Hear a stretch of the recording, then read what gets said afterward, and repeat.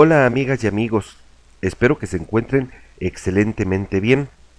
El día de hoy hablaremos de una de las configuraciones más utilizadas en las etapas de salida de los amplificadores.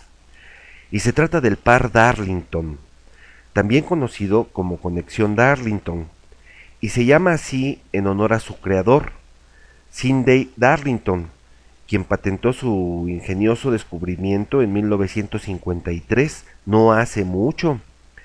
Él también inventó el radar e hizo numerosas aportaciones a la teoría de redes, al campo de filtrado, al procesamiento de señales, a la frecuencia modulada, y bueno, es por ello que también recibió varios premios como la Medalla Presidencial a la Libertad, la Medalla Edison y nada más y nada menos que la Medalla de Honor del Instituto de Ingenieros Eléctricos y Electrónicos.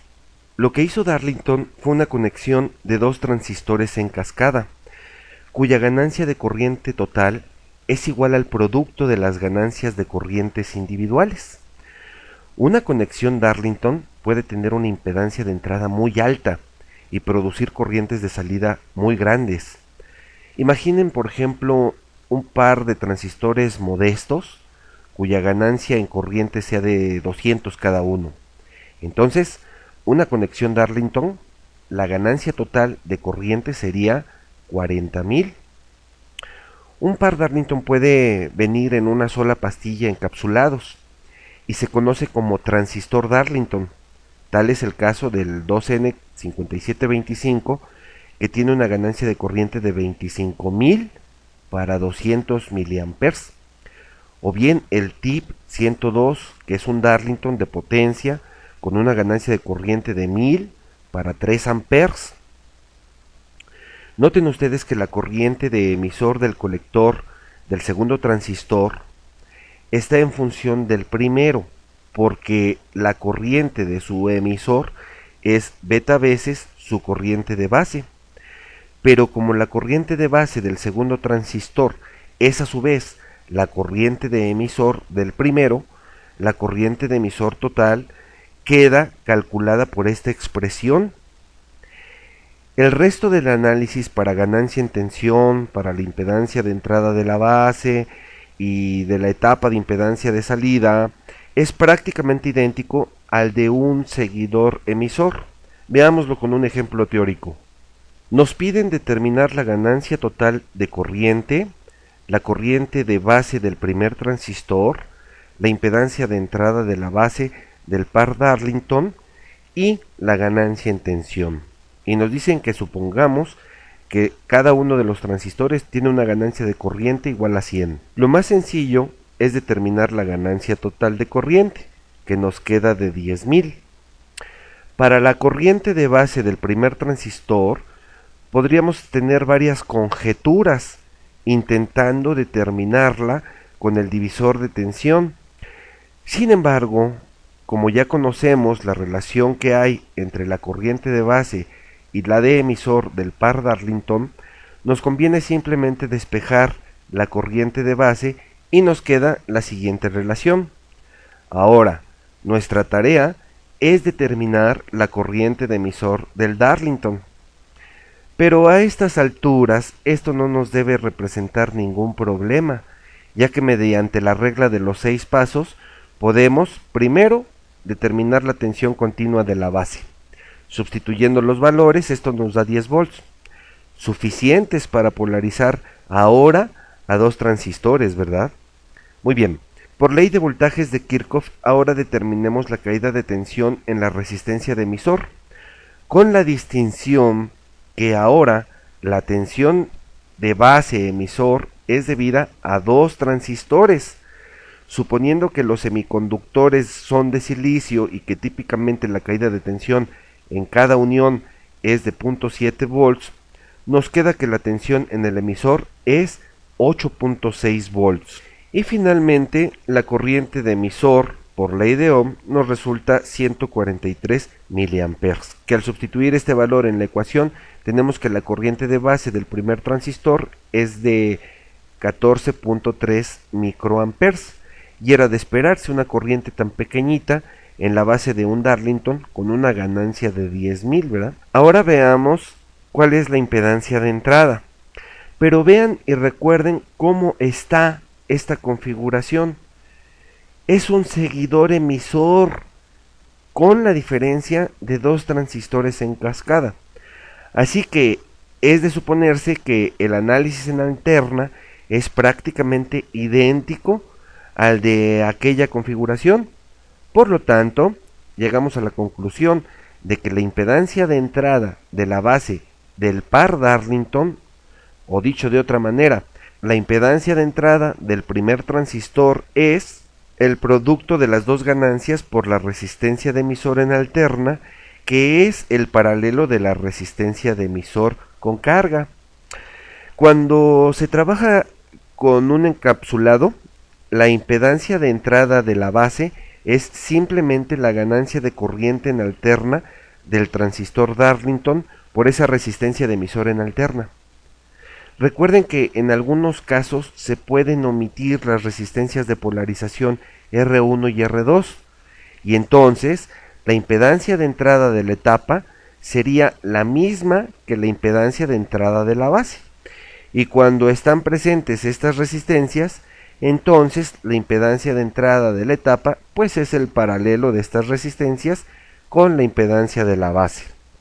Ahora, es de suponerse que la impedancia de entrada de un Darlington es enorme, ya que la ganancia de corriente pues también es muy grande. Debido a que la configuración emisor-seguidor tiene una ganancia en tensión igual a esta expresión, ahora entonces nos debemos cuestionar qué valor de R minúscula prima E minúscula tomamos, la del primer transistor o la del segundo. Bien, para este caso habitualmente se debe de ver al par Darlington como un solo transistor, y a sabiendas del cálculo de la resistencia interna de emisor en alterna, que es igual a esta expresión, entonces la resistencia del Darlington resulta ser, para este caso, 0.17 ohms, lo que nos esperábamos, ¿verdad? La ganancia de un seguidor emisor Darlington pues es prácticamente igual a 1. Aunque no nos los piden, yo les quiero mostrar la impedancia de salida. Y solo nos quedamos con el valor de la resistencia interna de emisor en alterna, ya que es lo único que necesitamos. Y miren, debido a que se trata de un seguidor emisor, la impedancia de salida es la misma que esta expresión. Y si ustedes sustituyen los valores para este caso, nos da una impedancia de salida igual a 0.22 ohms, pequeñísima, ¿verdad? Para este ejemplo estaríamos transfiriendo toda la tensión de la etapa a la carga, debido a que la impedancia de salida es mucho menor a la carga. Recuerden que cuando queremos transferir la máxima potencia, entonces esta impedancia debemos de buscar que sea igual a esta carga. Ahora traigamos a la pantalla aquel amplificador multietapa que diseñamos hace un par de videos. Si te lo perdiste o si no lo has visto, aquí te dejo la liga para que tengas la continuidad. Para que recuerdes, permíteme conectar el osciloscopio. Veamos en el canal 1 la señal.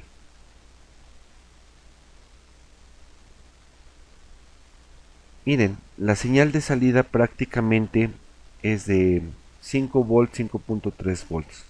Voy a detener el circuito, y en aquella ocasión veíamos que al conectar un altavoz con una impedancia de 40 ohms, la señal se atenuaba considerablemente. Vamos a ver. Tenemos ahora 292 milivolts. Voy a parar el circuito.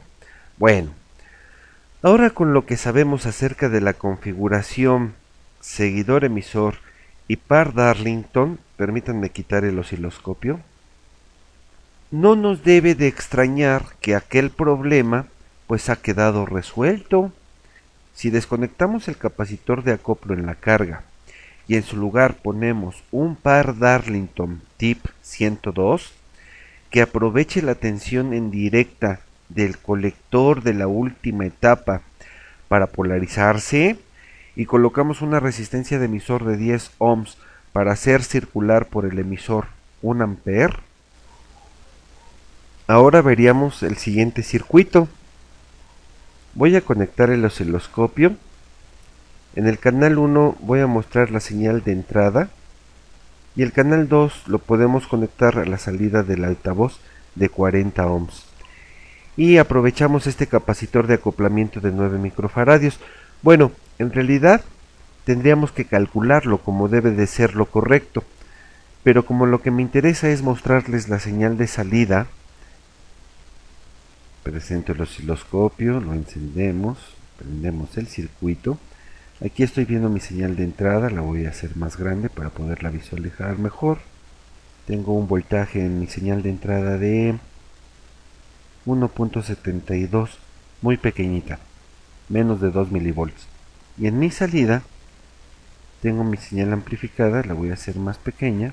Y aquella señal atenuada, veanla ahora, sin distorsión, en fase con la entrada y amplificada a 5 volts RMS. Ustedes se pueden quedar con la tarea de hacer el análisis en directa y en alterna del amplificador multietapa y ver si estamos transfiriendo el mayor porcentaje de la señal amplificada a la carga, o ver si estamos acoplando la impedancia de salida con la carga, y en su lugar estaríamos transfiriendo la máxima potencia a la carga, ¿verdad? Bueno, pues espero que este material te esté ayudando en la etapa de la tecnología o la ciencia que te encuentres estudiando. Hasta pronto.